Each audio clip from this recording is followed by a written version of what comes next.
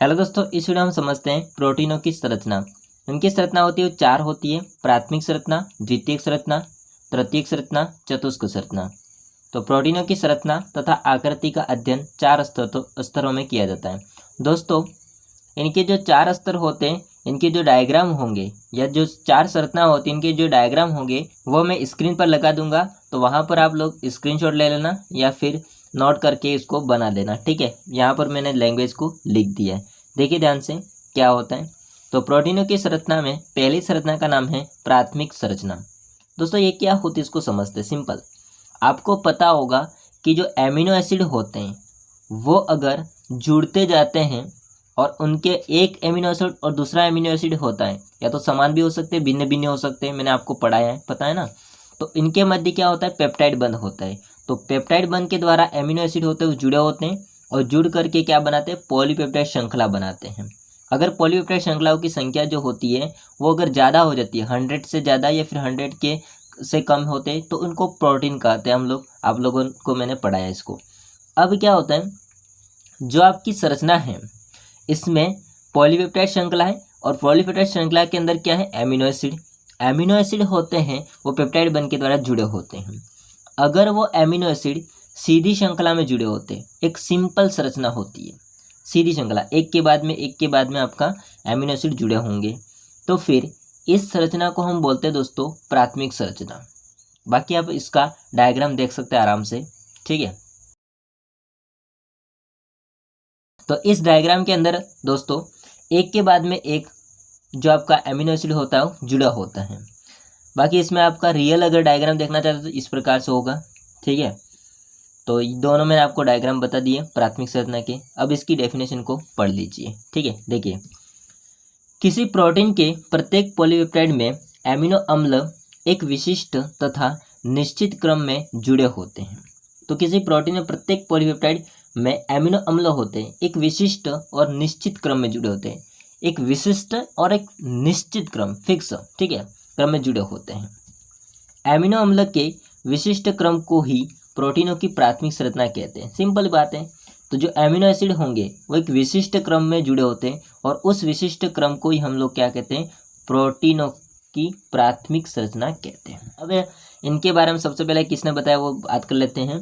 तो एक वैज्ञानिक था जिसका नाम था फ्रेडरिक सेंगर। फ्रेडरिक सेंगर थे, उन्होंने 1953 में सर्वप्रथम अग्नाशय द्वारा उत्सर्जित जो इंसुलिन, ठीक है, तो इंसुलिन जो होता है उसकी प्राथमिक संरचना का निर्धारण किया था। ठीक है, तो दोस्तों जो प्राथमिक संरचना होती है इसका सबसे पहले खोज कहो, निर्धारण को या बताया था, वो किसने बताया था, फ्रेडरिक सेंगर ने बताया था। दोस्तों, अब यहाँ पर आपको मैंने बात बोली कि एमिनो अम्ल के विशिष्ट क्रम को ही प्रोटीनों की प्राथमिक संरचना कहते हैं। लेकिन अगर आपको मैं कहूँ कि अगर इन विशिष्ट क्रम में, मतलब एमिनो एसिड में अगर कोई भी त्रुटि आ जाए या फिर बदलाव किया जाए, ठीक है, तो फिर क्या हो जाती है, वहाँ पर इसकी जो रासायनिक क्रियाशीलता होती है उसमें परिवर्तन हो जाता है। जो जैव रासायनिक क्रियाशीलता होती है इसमें परिवर्तन हो जाएगा और उससे परिवर्तन होने से मतलब जो संरचना होती है प्राथमिक संरचना वो बिगड़ जाएगी। अब जब अरेंजमेंट बिगड़ जाएगा तो फिर क्या होता है, अलग अलग रोग हो सकते हैं। ठीक है, तो इसके बारे में पढ़ते हैं। देखिए, किसी विशिष्ट प्रोटीन में उपस्थित विभिन्न एमिनो अम्लों में से एक अल्फा एमिनो अम्लों में, जहाँ पर अंडरलाइन करा वो इम्पोर्टेंट मतलब लाइन है, उसको समझना ध्यान से, एक एमिनो अम्ल के स्थान पर किसी अन्य एमिनो अम्ल के आ जाने से। अब मैंने आपको कहा कि अगर कोई मतलब ये अरेंजमेंट होता बिगड़ जाए। अब बिगड़ कैसे जाता है कि जहाँ पर एक एमिनो अम्ल था, कोई हो सकता है अलग अलग, उसके स्थान पर दूसरा एमिनो अम्ल आ जाए, ऐसा भी हो सकता है। ठीक है, तो फिर क्या होता है उसको समझिए कि एक एमिनो अम्ल के स्थान पर किसी अन्य एमिनो अम्ल के आ जाने से उस प्रोटीन की जो जैव रासायनिक क्रियाशीलता होती है उसमें परिवर्तन आ जाता है। और इस परिवर्तन आ जाने से या तो वो आपकी जो प्राथमिक संरचना होती है नष्ट हो जाती है या फिर परिवर्तन आ जाता है केवल। तो इससे क्या होता है, रोग होता है। अब यहाँ पर मैं एक एग्जांपल आपको बताता हूँ। देखिए, हीमोग्लोबिन जो होता है इसमें ग्लूटेमिक अम्ल होता है। ठीक है, हीमोग्लोबिन के अंदर ग्लूटेमिक अम्ल होता है और ग्लूटेमिक अम्ल के स्थान पर वेलिन आ जाता है। बात को समझना ध्यान से। हीमोग्लोबिन एक प्रकार का आपका प्रोटीन है, ग्लूटेमिक अम्ल एक प्रकार का आपका एमिनो अम्ल है। अब ग्लूटेमिक होता है उसकी प्राथमिक संरचना में या उसके स्थान पर, उस एमिनो अम्ल के स्थान पर हमने वेनिल को जोड़ दिया या वेनिल आ गया, तो वेनिल आ जाने से उनकी प्राथमिक संरचना बिगड़ जाएगी और इससे जो रोग होगा वो होगा सिकल सेल एनीमिया रोग। कौन सा रोग होगा? सिकल सेल एनीमिया रोग। ये कई बार एग्जाम में पूछा भी जाता है, ठीक है, कि हीमोग्लोबिन में ग्लूटेमिक अम्ल के स्थान पर अगर वेलिन आ जाता है तो होने वाला रोग का नाम होगा, तो क्या नाम हो जाएगा? सिकल सेल एनीमिया रोग। या फिर आप उल्टा भी बोल सकते हैं कि सिकल सेल एनीमिया रोग क्या होता है। आ रही बात समझे? तो इसको आप ध्यान रखिए। बाकी मैंने आपको डायग्राम बता दिया प्राथमिक संरचना का, तो चाहते तो आप इसका स्क्रीनशॉट ले सकते हो।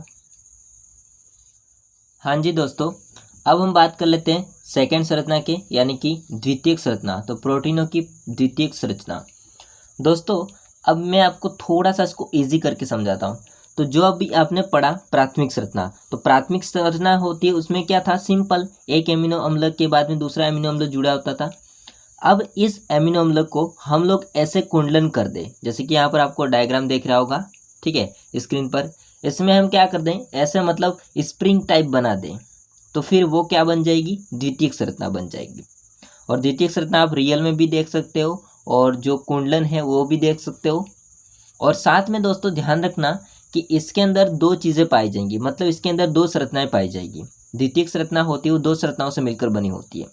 एक होता है कुंडलन वाला, या आप कह सकते हो जिसको हम बोलते हैं अल्फा हेलिक्स, और एक होता है प्लेटेड संरचना, मतलब प्लेटेड शीट होती है ना, चपटी, जिसको अपन लहरियादार चादर के समान कह सकते हैं, और उसके अंदर होता है अल्फा हेलिक्स। तो ये दो संरचनाओं से कंप्लीट होती है, द्वितीयक संरचना होती है वो। समझे बात को? तो आप लोग डायग्राम देख सकते हैं, फिर हम इसकी लैंग्वेज को पढ़ेंगे, फिर उस डायग्राम देखेंगे ताकि आपको समझ में आ जाए, ठीक है। देखिए, देख लिया? अब आप समझिए इसकी लैंग्वेज को। देखिए, प्रोटीनों की द्वितीयक संरचना, इसके अंदर हम पढ़ते हैं यह दो प्रकार की संरचनाओं में पाई जाती है, ठीक है, दो प्रकार की संरचना पाई जाती है, ये याद रखना आप लोग। पहली संरचना का नाम हो जाएगा अल्फा हेलिक्स।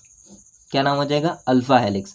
सेकेंड का नाम हो जाएगा बीटा प्लीटेड शीट संरचना, बीटा प्लीटेड शीट संरचना, या इसका दूसरा नाम हो जाएगा लहरियादार चादर संरचना कह सकते हैं। ये संरचनाएं पेप्टाइड बंध के सी डबल बॉन्ड ओ, ठीक है, मतलब ये कार्बोनिल समूह होता है, सी डबल बॉन्ड ओ तथा NH समूह के मध्य हाइड्रोजन बंध के कारण पॉलीपेप्टाइड की मुख्य श्रृंखला के नियमित कुंडलन फोल्डिंग में उत्पन्न होती है। तो इसमें क्या होता है? जो आपका कार्बन डबल बॉन्ड ऑक्सीजन और साथ में NH होता है, वो आपस में कनेक्ट रहते हैं, उनके मध्य हाइड्रोजन बंध होता है, और उनके कारण से जो पॉलीपेप्टाइड की श्रृंखला होगी, मतलब जो प्राथमिक संरचना, अब उस प्राथमिक संरचना का हम फोल्डिंग कर देंगे तो फिर वो द्वितीयक संरचना बन जाएगी, ठीक है। आ रही बात समझ आए? और इसके अंदर दो बातें होगी, मैंने आपको अभी बताया कि इसमें लहरियादार चादर संरचना भी होती है और साथ में अल्फा हेलिक्स, मतलब बीटा प्लीटेड शीट संरचना भी होती है और अल्फा हेलिक्स भी होती है। दोस्तों थोड़ी लाइट चली गई है, इस प्रकार से डिस्टर्ब होता रहता है कभी कभी। तो दोस्तों लाइट तो नहीं आने वाली है, थोड़ा सा मैं ब्राइटनेस को इंक्रीज़ कर दूंगा, बाकी आप लोग समझ लीजिए इसको, ठीक है, थोड़ा मैनेज कर लेना आप लोग। दोस्तों यहाँ पर हम समझते हैं पहली संरचना, मतलब द्वितीयक संरचना की पहली संरचना का नाम है अल्फा हेलिक्स संरचना। जो अल्फा हेलिक्स संरचना होती है इसकी बात करेंगे दोस्तों हम लोग। तो अल्फा हेलिक्स संरचना क्या होती है इसको समझिए। जो प्राथमिक संरचना थी उसको हम फोल्डिंग कर देंगे तो ये बन जाएगी आपका द्वितीयक संरचना, मतलब अल्फा हेलिक्स संरचना, ठीक है। अभी कंप्लीट नहीं हुई है द्वितीयक संरचना, क्योंकि द्वितीयक संरचना दो संरचनाओं से मिलकर बनी होती है। तो जो हम फोल्डिंग कर देंगे प्राथमिक संरचना को तो वो कहलाएगी अल्फा हेलिक्स संरचना। देखिए इसको समझिए ध्यान से।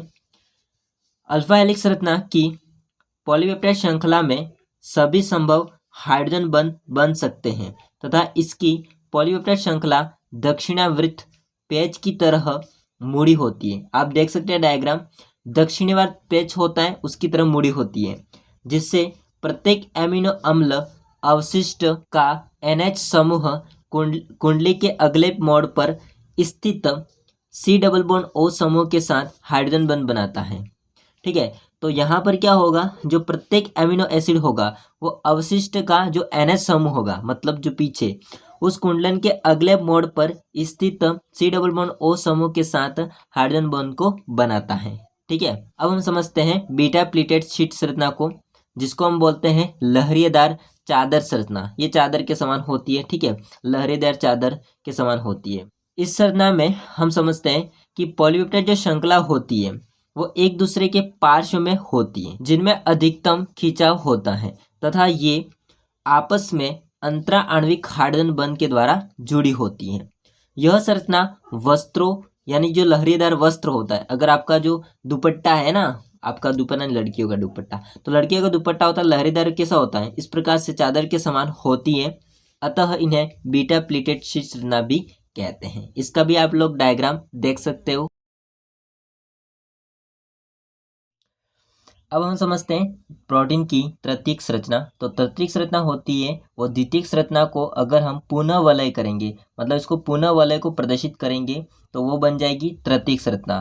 तो आप लोग समझ लीजिए कि जो हमने द्वितीयक संरचना पढ़ी है उसको हम ज़्यादा मात्रा में फोल्डिंग करेंगे तो ये क्या बन जाएगी, तृतीयक संरचना। बाकी तृतीयक संरचना का डायग्राम आप लोग देख सकते हैं आराम से।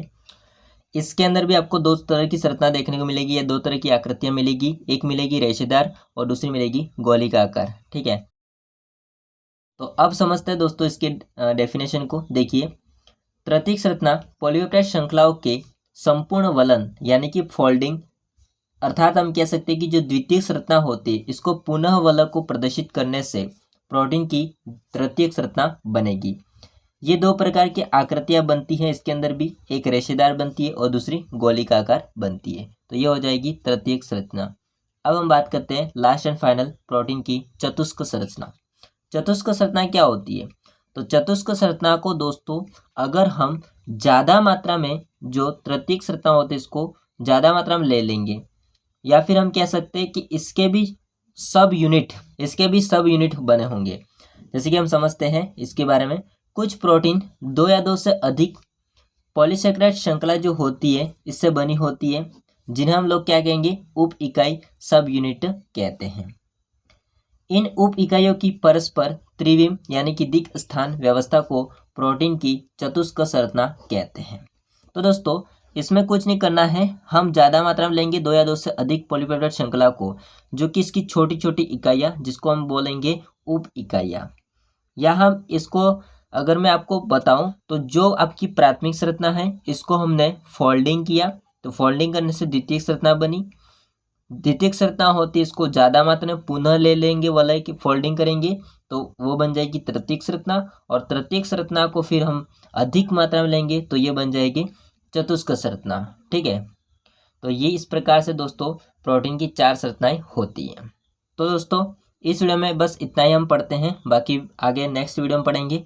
वीडियो अच्छा लगा हो तो लाइक करना, चैनल को सब्सक्राइब नहीं किया तो कर देना। मिलते हैं नेक्स्ट वीडियो में, तब तक के लिए जय हिंद, वंदे मातरम।